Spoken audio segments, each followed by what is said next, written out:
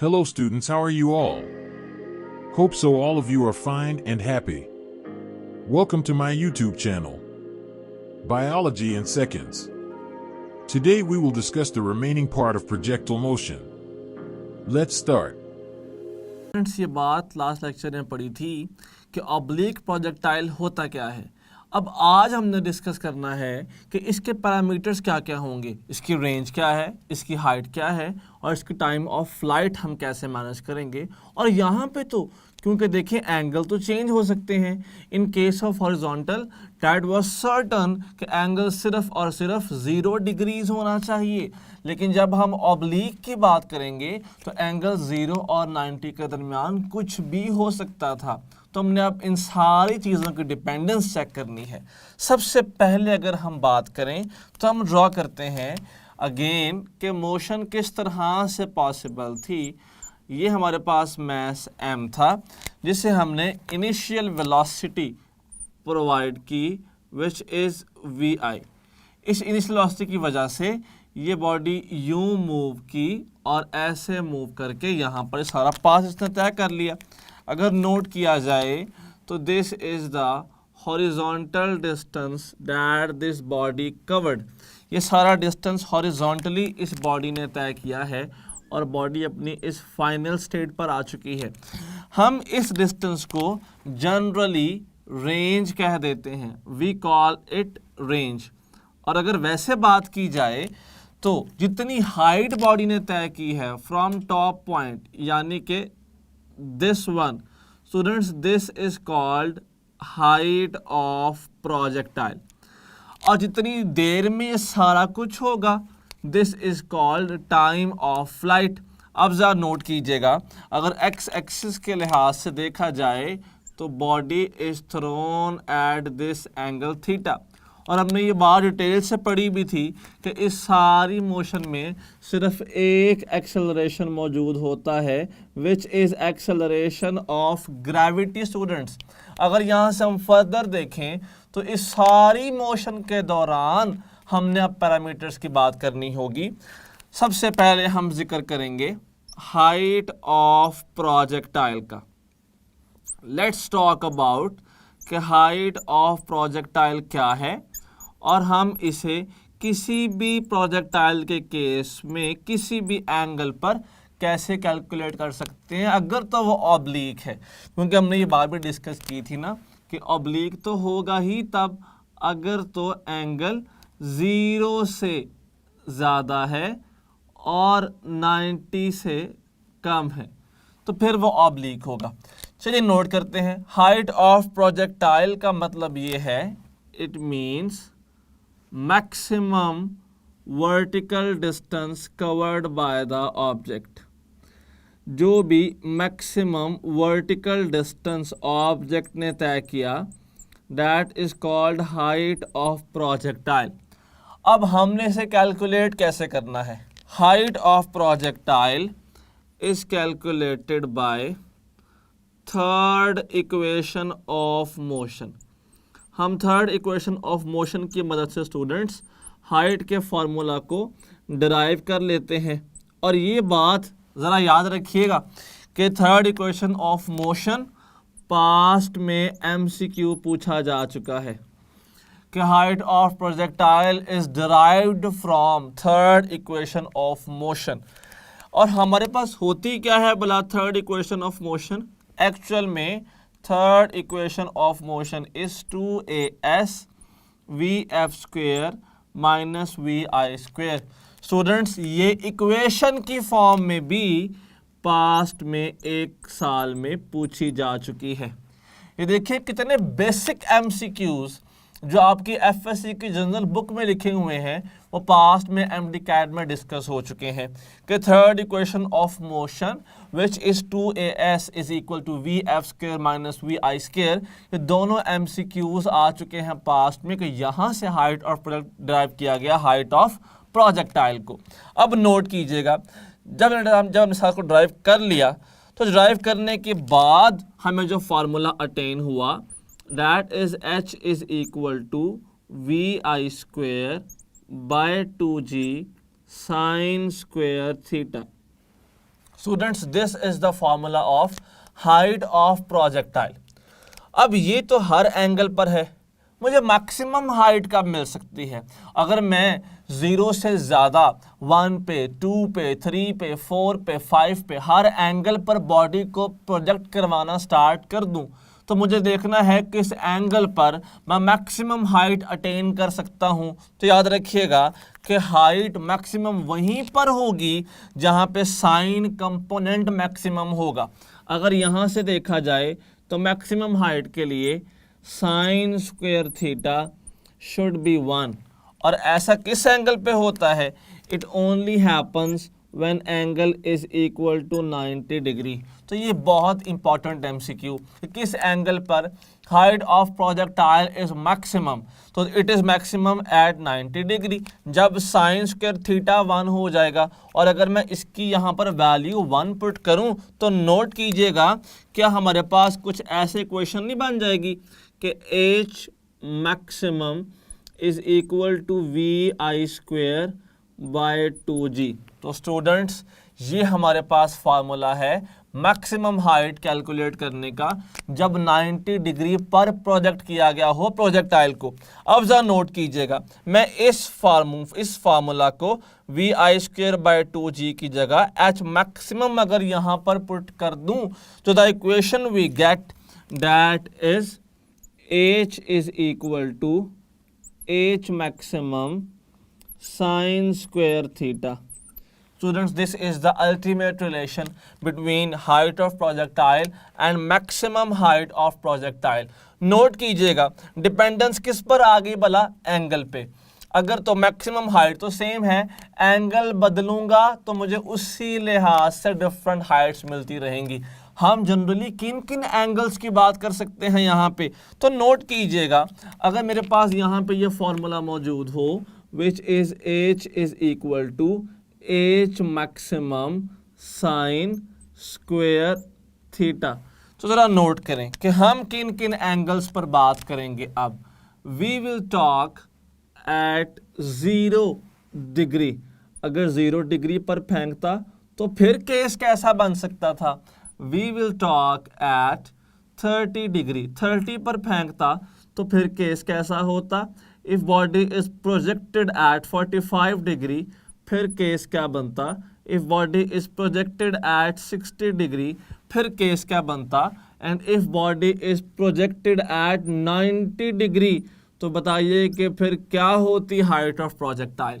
तो नोट कीजिएगा when angle is taken as 0 तो साइन 0 तो 0 बन जाता है, ये सब कुछ 0 हो गया। h maximum into 0 is 0। तो याद रखें कि जब भी आप बॉडी को 0 डिग्री पर फेंकेंगे तो इसकी हाइट 0 होगी, क्योंकि देखें हम इसे किसी हाइट से नहीं फेंक रहे ना, हम इसको ऑब्लिक, अगर आप सरफेस लेवल पर ही बिल्कुल सीधा फेंक देंगे तो वो सरफेस लेवल पर ही रहेगा, फिर वो हाइट अटेन नहीं करता। इसीलिए हम कहते हैं कि when angle is 0 height of projectile is 0। When angle is 30 sine 30 is equal to 1/2, पर यहाँ पे तो स्क्वायर भी है, तो स्क्वायर ऑफ 1/2 इज एक्चुअली 1/4। तो हम कह सकते हैं कि if a body is projected eight 30 degree तो 90 डिग्री के मुकाबले में उसकी हाइट 4 टाइम्स कम होती, h मैक्सिमम बाय 4 होती। If body is projected at 45 degree sine 45 is equal to 1/√2, square लूंगा तो 1/2 मिलता है, 1/2 into h maximum. If body is projected at 45 degree तो मैक्सिमम 90 डिग्री के मुकाबले में इसकी हाइट उससे हाफ होती, साइन 60 इज √3/2, स्क्वायर लूंगा तो इट बिकम्स 3/4। तो when a body is projected eight 3/4 तो मुझे यहाँ पे 3/4 हाइट मिलती, हाइट मैक्सिमम 90 डिग्री वाली हाइट के लिहाज से। और अगर 90 पर बॉडी को प्रोजेक्ट करते तो साइन 90 तो 1 होता है, 1 का स्क्वायर भी 1 होता है, तो हमें इस केस में हाइट मैक्सिमम ही अटेन होती। अच्छा, लाजमी नहीं है कि वो हमेशा आपसे सिंपल ऐसे ही एमसीक्यू पूछे कि बताएं eight what angle height of projectile is half of the maximum height. तो आपने कहा कि हाफ पूछा है मैक्सिमम का, कौन सा एंगल होगा, तो 45 होगा। लेकिन मुमकिन है वो आपसे ये बात यूं भी तो पूछ सकता था कि at what angle height of projectile is 75% of the maximum height. अब उसने फ्रैक्शंस की बात नहीं की, अब वो चला गया है परसेंटेजेस में। तो मैं ये बात याद रखनी होगी कि 1/4 means 25%, 1/2 means 50%, 1/4 into 3, 3/4 means 75%। Students, ये हमारे पास एक प्रॉपर आ गया कि हाइट ऑफ प्रोजेक्टाइल में से एमसीक्यूज कैसे कैसे पूछे जा सकते हैं। वो पूछ सकता है फार्मूला क्या है, हमने डिराइव कहाँ से किया, मैक्सिमम हाइट का फार्मूला क्या है, और बताइए कि एंगल कितना होना चाहिए और किस एंगल पर हम मैक्सिमम के लिहाज से कहाँ कहाँ पे लाई करेंगे। अच्छा, इन सारों के अलावा क्या हमें एमसीक्यू पूछा जा सकता है? तो बिल्कुल पूछा जा सकता है। जैसे कि हमें एक एमसीक्यू ऐसे भी पूछा जा सकता है कि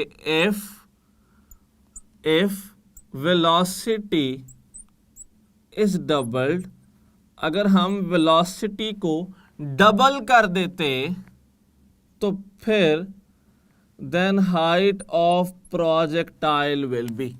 अगर हम वेलोसिटी को डबल कर देंगे तो हाइट ऑफ प्रोजेक्टाइल कितनी हो जाएगी? क्या हाइट ऑफ प्रोजेक्टाइल भी डबल हो जाएगी? Is height of body is double, या फिर if height of projectile has become 4 times, या फिर क्या वो हाफ हो जाएगी, या फिर वो 1/4 हो जाएगी। तो बताएं वेलोसिटी को डबल करने से कैसे फ़र्क पड़ा? हमने फौरी फार्मूला को नोट किया। हाइट जी तो नहीं बदलने वाला, एंगल भी हमने कांस्टेंट रखा क्योंकि एंगल की तो बात ही नहीं की गई, वेलोसिटी की बात की गई। अगर वेलोसिटी को डबल किया तो देखिए लिंक आता है डायरेक्ट वी स्क्वायर के साथ। हम इसे कुछ यूं भी देख सकते थे कि हमारे पास यहाँ पे लिंक आ गया कि जो एच है वो डायरेक्ट है वी आई स्क्वायर के साथ। स्टूडेंट्स, आपको सबसे पहले तो रेशो बनानी आनी चाहिए। जैसे कि if two things are directly proportional to each other, तो बहुत सिंपल है, इसे आप रेशो की फॉर्म में लिखें h को h1/h2, और जैसे आपने यहाँ पर सबस्क्रिप्ट्स दिए वैसे ही सब वेलोसिटी के भी आ जाएंगे सबस्क्रिप्ट्स, जबकि जो स्क्वायर था वो कुछ यूं ही आ जाएगा। अब ज़रा नोट कीजिएगा, हाइट हमने निकालनी है, पहले वाले को हम h कह सकते हैं, वेलोसिटी इज डबल्ड, मतलब जो v2 है ना, that v2 is double of v1। We can solve it something like this, h2 is equal to v2 को मैं ऊपर क्योंकि h2 ऊपर था 2v1/v1 स्क्वायर इंटू h। ये कट गया इसके साथ, 2 स्क्वायर बिकम्स 4h। आपको जब रेशो का निकालना आ जाएगी तो this is so easy to solve MCQs now. So our correct answer is कि 4 टाइम्स स्टूडेंट्स यहाँ पर हाइट हो जाएगी इस केस में। अच्छा, अगर फर्दर देखा जाए, हमें एमसीक्यू यहाँ से भी नहीं आता, हमें साइन के एमसीक्यू हम पहले पढ़ चुके हैं, हमें और एमसीक्यू कैसे आ सकता है? मुमकिन है कि वो आपको यहाँ पे वेलोसिटी मैग्नीट्यूड की फॉर्म में ना दे, वेक्टर फॉर्म में दे दे। जैसे कि वो यूं भी तो कह सकता है कि if a body is projected, हमने एक बॉडी को प्रोजेक्ट किया है, फेंक दिया है विद वेलोसिटी, जबकि हमें वेलोसिटी पता है 3i + 4j, और बताइए कि हाइट क्या है, और साथ ही ये पूछा गया कि what is height of the projectile. साथ हमें आंसर्स भी दे दिए गए। आंसर्स हमें ये दे दिए गए, विल इट बी 2 मीटर और 1.6 मीटर और 1.2 मीटर या फिर 0.8 मीटर। अब ज़रा नोट कीजिएगा, हमें तो वेलोसिटी पता है वेक्टर फॉर्म में, हमें दो काम करने पड़ेंगे। हम इससे निकालें मैग्नीट्यूड 3i² मतलब 3 square plus 4 square under root, वो आ जाएगा 9 + 16 25 का अंडर रूट 5 आ गया। फिर आप निकाल लें, एंगल भी तो चाहिए था, एंगल भी तो निकाल लें।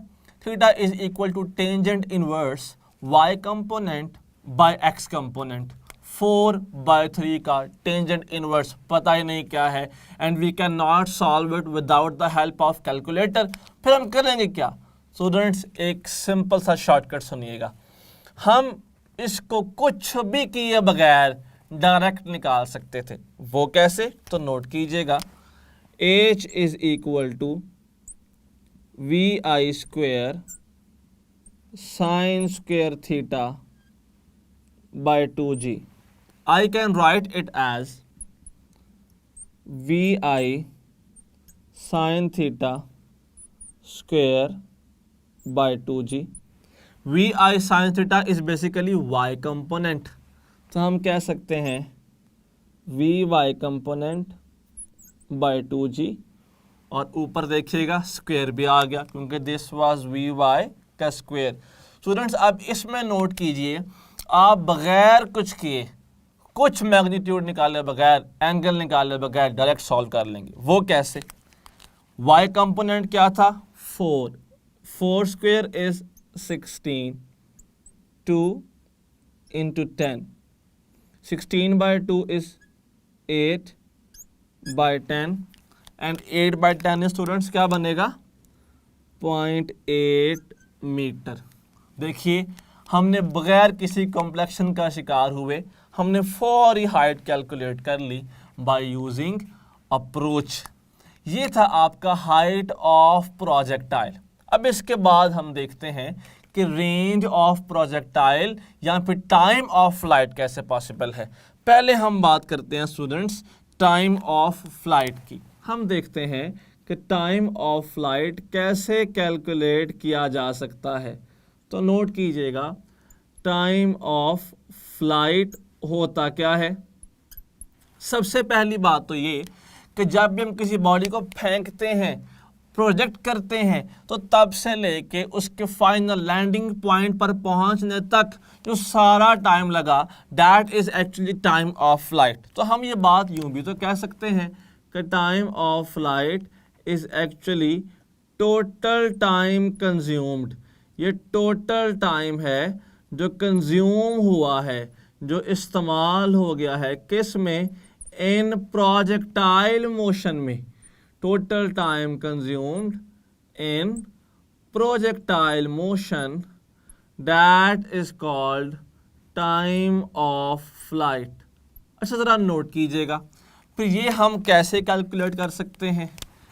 Time of flight is calculated by second equation of motion, और होती क्या है भलाई, s is equal to VIT plus 1/2 AT²।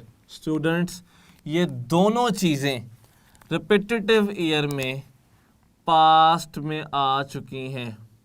These are basically past MCQs, ये दोनों पास्ट में पूछा जा चुके हैं पहले। अब अगर मैं इसको सॉल्व करूं और डिराइव करूं तो इक्वेशन क्या आएगी, equation of time of flight is T is equal to 2VI sin theta by G। अब टाइम ऑफ फ्लाइट कैसे मैक्सिमम पॉसिबल है, तो बिल्कुल अप्रोच सेम होगी। टाइम ऑफ फ्लाइट मैक्सिमम होगा जब साइन थीटा, जब ट्रिग्नोमेट्रिक फंक्शन 1 हो जाएगा, और ये 1 कैसे पॉसिबल है, this is 1 when angle is 90 degree. तो हम ये बात कह सकते हैं कि अगर मैक्सिमम टाइम की बात की जाए तो maximum time is equal to 2VI by G। अच्छा ज़रा इसकी अप्रोच को ज़रा इसमें पुट कीजिएगा तो equation become something like this, t is equal to t maximum sine theta. हमारे पास रिलेशन आ गया between time of flight and maximum time of flight के दरमियान में। अगर हम इसको फर्दर सॉल्व करना चाहें इन टर्म्स ऑफ एंगल्स, तो एंगल्स तो हमारे पास सेम ही हैं, 0 है, 45 है, 30 है, 60 है और 90 है। हम उन्हीं एंगल्स को पुट करके चेक करते हैं कि क्या आंसर्स हमारे पास सेम वही आएंगे जो हाइट के आए थे। अभी देख लेते हैं। Sine 0 is equal to 0, time तो 0 हो गया, तो जब हमारे पास एंगल 0 होगा तो नोट कीजिएगा कि टाइम ऑफ फ्लाइट भी 0, क्योंकि फ्लाइट तो तय ही नहीं हुई, उसने तो हॉरिजॉन्टल मूवमेंट शुरू कर दी थी 0 डिग्री पर। साइन 30 इज 1/2, जैसे ही पुट करेंगे तो it becomes t is equal to t maximum by 2। Sine 45 is 1/√2, याद देगा t is equal to t maximum by √2। Sine 60 is √3/2, so this becomes t is equal to √3/2 and t maximum, and sin 90 is 1। यही तो हमारे पास maximum time था, तो इस पे time is equal to maximum time होगा। स्टूडेंट्स, वो ऐसे भी कह सकता है कि at what angle time of flight is half of the maximum time. हमने कहा 30 होगा, मुमकिन है वो ऐसे भी कह दे कि at what angle, this is an MCQ, eight what angle time of flight is 70% of the maximum time of flight. तो हमें इन रेशियोज को याद करना होगा परसेंटेजेस के अंदर भी। So this can be the case, ये हमारे पास 50% है, जबकि this is 70.7% and this is 86.6%, क्योंकि 1/√2.707 होता है, तो परसेंटेज में 70.7 आ जाएगा। साइन 60 √3/2 की बजाय 86.6 भी होती है, तो वो यहाँ पे 86.6% आ जाएगा। तो स्टूडेंट्स, ये MCQ आपको परसेंटेज की फॉर्म में भी पूछा जा सकता है। हमने फ्रेंड्स फर्दर बात ये करनी है कि उन एंगल की डिपेंडेंसी के बाद हमें इसमें से MCQs किस किस तरह के आ सकते हैं। चलिए स्टार्ट करते हैं। हम पढ़ते हैं अपना first MCQ time of flight का। First MCQ is if a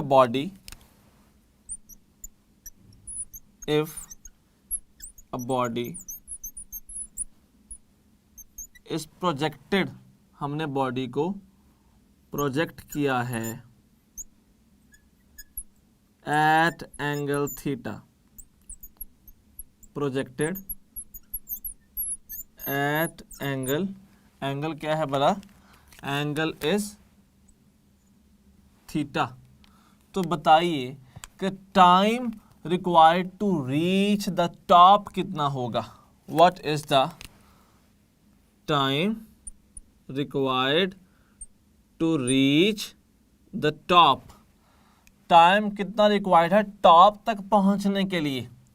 options हमें गिवन है, options is 2vi sin theta by g, beta is 2vi square sin theta by g, Charlie is vi sin theta by g, जबकि delta is vi square sine square theta by 2g।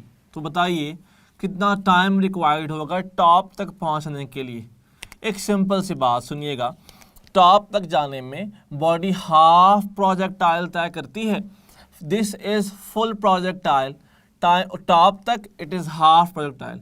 So half cover करने के लिए it will take half time. अगर generally देखा जाए तो हम ये बात कह सकते हैं कि हमने जो टॉप का टाइम निकालना है, this is half of total time 2vi sin theta by g और साथ नीचे ये 2 भी तो था, सो 2 इज कैंसल्ड बाय 2, सो जो बाकी बचा that is over correct option VI sin theta by G। Students ये थे जो आपका MCQs आ सकते हैं टाइम ऑफ फ्लाइट। हमने एक पहले पढ़ा परसेंटेज वाला, हमने एक अभी पढ़ा कि ऐसे भी पूछा जा सकता है। उसके बाद अगर तो हमें जनरली वेलोसिटी वगैरह ना दी जाए, हमें सिंपल ये कहा जाए कि if body is projected with velocity of 8I plus 6J, अगर एक बॉडी को इस वेलोसिटी के साथ प्रोजेक्ट कर दिया गया है और फिर साथ ही ये कहा जाए कि what is time of flight. अब कितना मुश्किल है, हम इसको पहले सॉल्व करें, मैग्नीट्यूड निकालें, उसको पुट करें, एंगल निकालें, पुट करें, फिर सॉल्व करें, ये बहुत ज़्यादा टफ नहीं हो जाएगा। इजी वे क्या है, चलिए नोट कीजिएगा पहले ऑप्शंस, फिर हम इसका वे भी डिस्कस कर लेते हैं। अगर हम जनरल देखें तो it's answer can be 0.45 second, 0.8 second, 1.2 second and 2 second.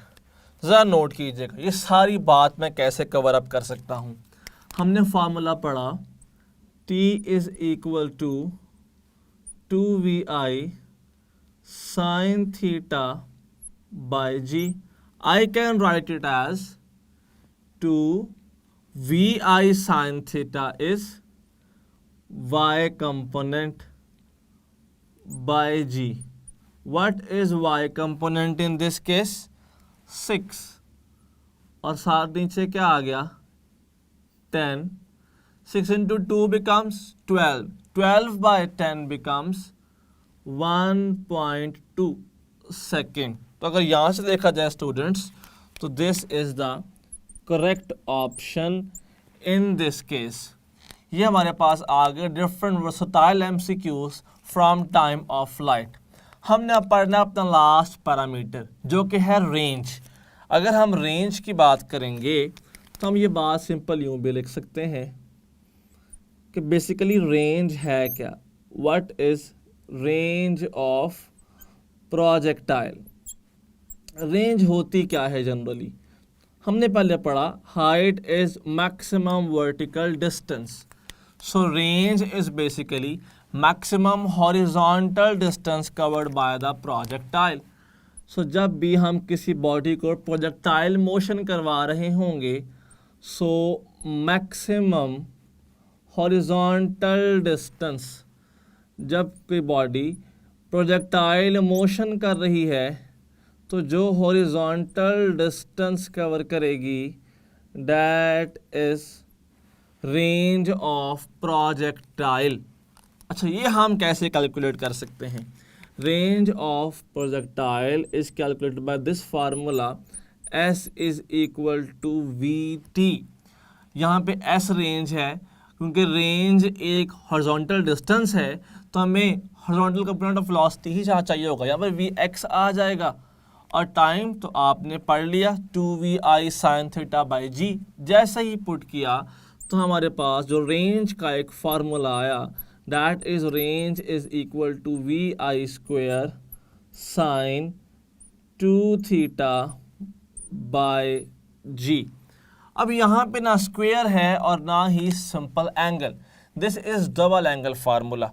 Students अगर इसको ओपन किया जाए तो याद रखिएगा कि sine 2 theta is equal to 2 sine theta cos theta.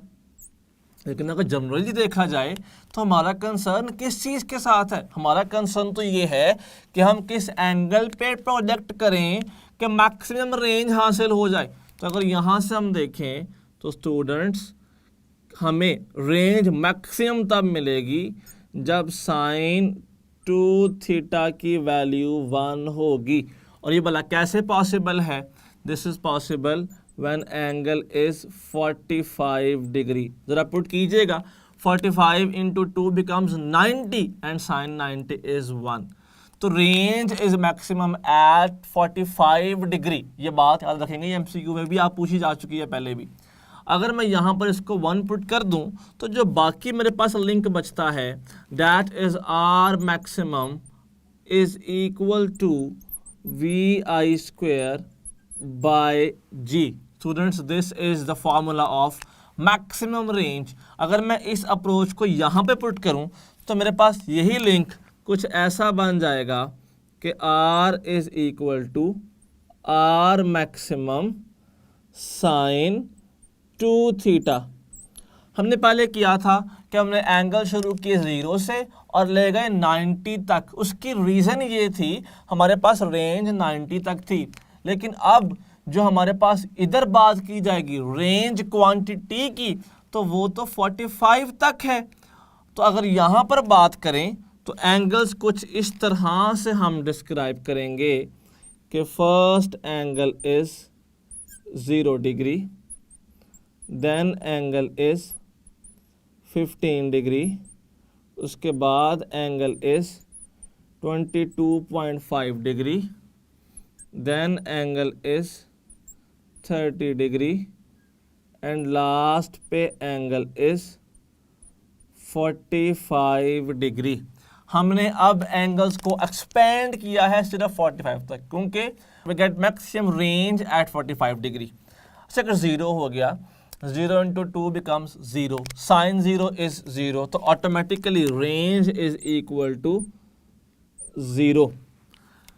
15 into 2 becomes 30, sin 30 is equal to 1 by 2. So when we project a body at 15 degree, range is equal to half of maximum range. 22.5 into 2 becomes 45 and sin 45 is equal to 1 by under root 2. तो हम कह सकते हैं कि 22.5 पर body को फेंकने से range is equal to 1 by under root 2 times of maximum range. 30 into 2 becomes 60. Sin 60 is equal to under root 3 by 2. So we get R is equal to under root 3 by 2 of R maximum. और मेरा ख्याल है कि ज़रूरत नहीं हमें कहने की 45 पे। क्यों? क्योंकि 45 पे तो हमें मिलती है मैक्सिमम रेंज। तो जब भी 45 की बात की जाएगी तो हम यूं कह सकते हैं कि we get maximum range in this case students. तो ये सारी हमारे पास वेरिएशंस आ गई एंगल डिपेंडेंसी के लिहाज से। अब आर मैक्सिमम बाय 2 को यहीं पर हम 50% ऑफ रेंज भी कह सकते हैं, जो 15 पर मिलती है। R maximum by under root 2 को 70.7% और अंडर रूट 3 बाय 2 को 86.6% भी कहा जा सकता है। अब अगर यहाँ से देखा जाए तो हम एमसीक्यूज कैसे कैसे आ सकते हैं, ज़रा नोट कीजिएगा। सबसे पहला एमसीक्यू हमारा first MCQ of range is, अब नोट कीजिएगा, हमें एमसीक्यू यूं पूछा जा सकता है कि if velocity vector is equal to 4i plus 8j, तो फिर रेंज क्या होगी। अब अगर हमने इसको सॉल्व करना हो तो बाकी मेथड तो बहुत लंबा है कि हम सबसे पहले जाएं, इसकी मैग्नीट्यूड क्या होगी, फिर इसका एंगल क्या होगा, फिर हम यहाँ पुट करें। That is not quite possible without calculator. हमने इसे कैसे सॉल्व करना है तो नोट कीजिएगा, पहले ऑप्शंस लिखते हैं, देन हम इसको सॉल्व करेंगे बाय एन ईजी मेथड। चलिए स्टार्ट करते हैं। Our first option is 3.2 metre, 1.6 metre, 6.4 metre and 12.8 metre. कैसे सॉल्व करेंगे without any angle and magnitude of velocity. Students, एक बड़ी सिंपल सी बात नोट कीजिएगा, R is equal to v I square sine 2 theta, जिसको मैं लिख सकता हूँ 2 साइन थीटा कॉस थीटा, और नीचे आ गया जी। This is V I square, मतलब there are two initial velocities. V I sine theta बन जाती है V I Y, V I cos theta बन जाता है वी आई एक्स, और नीचे आ गया जी। Students, this is the formula of range in terms of components, जैसे यहाँ हमने पढ़ा था। अब अगर देखा जाए तो 2 into x and y component, y is 8, x is 4 by 10, 4 into 8 is 32, 32 into 2 is 64, and 64 by 10 students give us 6.4 meter. So this is the value of range without calculating any angle and magnitude of velocity. अच्छा, इसके बाद हमारे पास कौन कौन से MCQs पूछे जा सकते हैं? MCQ ऐसे भी तो पूछा जा सकता था कि if an object is projected at 15 degree and it covers 5 meter, what will be its maximum range? हमें ऑप्शंस यहाँ पे दे दिए जाते हैं 5 मीटर, या फिर 2.5 मीटर, या फिर 7.5 मीटर, या फिर 10 मीटर। एक बड़ी सिंपल सी बात नोट कीजिएगा इस केस में, 15 डिग्री पर फेंका है तो R is equal to R maximum by 2। अगर यहीं से देखा जाए ना तो R is equal to R maximum by 2। यहाँ से भला क्या आ जाएगा? R maximum is equal to double of range. हमें तो रेंज पता थी 5 metre, so double of 5 is 10 metre. So this is the answer of this MCQ students. अगर यहाँ से फर्दर पूछा जाता तो MCQ कैसे पूछे जा सकते थे? एक MCQ जरा और देखिएगा। If an object is thrown at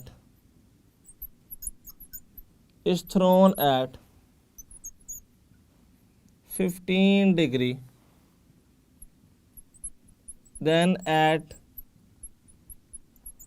what other angle और किस एंगल पे रेंज विल बी सेम, और किस एंगल पे रेंज को सेम होना चाहिए? हमें यहाँ पर आंसर्स मिल जाते हैं 35 degree, 45 degree, 60 degree and 75 degree. Students, this is the concept of complementary angles. याद रखिएगा, कोई भी ऐसे दो एंगल्स जिनका सम 90 हो, टू डिफरेंट एंगल्स जिनका सम 90 हो जाए स्टूडेंट्स, उनकी रेंज सेम हो जाती है। जैसे कि एक सिंपल सी डायग्राम नोट कीजिएगा। फर्ज कीजिए कि हमारे पास ये एक ऑब्जेक्ट है, दिस इज ऑब्जेक्ट, और मैं इसको फेंकता हूँ 30 डिग्री पे। This is thrown at 30 degree. So ये बॉडी यहाँ पर आके फॉल कर गई। This is 30 degree, blue means 30 degree. अब मैंने इसको फेंका 45 पे। जैसे ही फेंका 45 पे तो मुझे इस बात का पता है कि 45 पे फेंकने पर ना रेंज होती है मैक्सिमम, तो रेंज तो कुछ आगे चली जाएगी। Students, this is 45 degree. अब मैं फेंकता हूँ और बड़े एंगल पे, 60 पे थ्रो कर देते हैं। जैसे ही मैंने इसको थ्रो किया 60 डिग्री पे, तो स्टूडेंट्स अगर यहाँ से देखें तो ये ऊपर गया और ये सेम उसी पॉइंट पे फॉल किया जहाँ पे 30 वाले की बॉल फॉल की थी, हाइट 60 वाले की ज़्यादा है लेकिन रेंज 30 के साथ सेम है। क्यों भला? क्योंकि 30 प्लस दोनों का सम भला कितना बना? 90 डिग्री। तो हम ये बात याद रखेंगे कि वो दो डिफरेंट